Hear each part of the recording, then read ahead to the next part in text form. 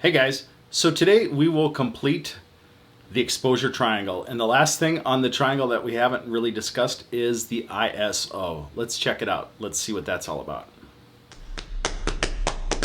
Click, click, click, click and a pick it. Click, click, click, click and a pick it. Click, click, click, click and a pick it. Click, click, click. Basically, your ISO is how sensitive your camera's sensor is to light. Now, preferably, a lower ISO is a better thing to have. And we can achieve a lower ISO if the lighting conditions are optimal. So, for example, in a bright sunlight day, we can usually run a lower ISO because there's enough available light. But once the light starts going away, it starts becoming darker, then we have to increase the ISO. Now, the ISOs on today's cameras, they can push into the 50,000 range.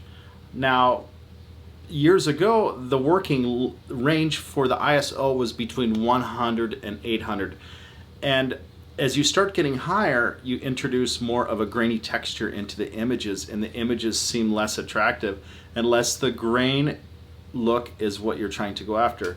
Now, with the new computers and the cameras, they're able to push the ISO really high and get less grain. But the other thing, when you start to increase your ISO, the vivid look and the exposure of your colors will tend to look more washed out. They won't look as vibrant. So there are drawbacks to running really high ISOs. So in today's camera field, people tend to put the limit at 6400. So from a low of 100 to a high of 6400 seems to be kind of a norm. So if you run a high shutter speed, you're letting in less light to the sensor, right? Because it's going so fast that not much light goes in. So as a result, to have a properly exposed photo, the ISO needs to be a lot higher because it needs to make that sensor more sensitive to the little bit of light that it's coming in. So in ideal situation, you don't need a really high shutter speed and you don't need high ISO. But when you start to get to the nighttime situations, you actually need a slower shutter speed to let in more light, and then you need a higher ISO to make the sensor more sensitive. So try to think of those things when you're shooting your photos. Usually higher shutter speed equals higher ISO. Good lighting equals lower ISO and a lower shutter speed. All right, so hopefully those things helped. So if you made it this far, congratulations, good for you. You basically understand and know the basic three pillars of photography. You have your aperture, your shutter speed, and your ISO.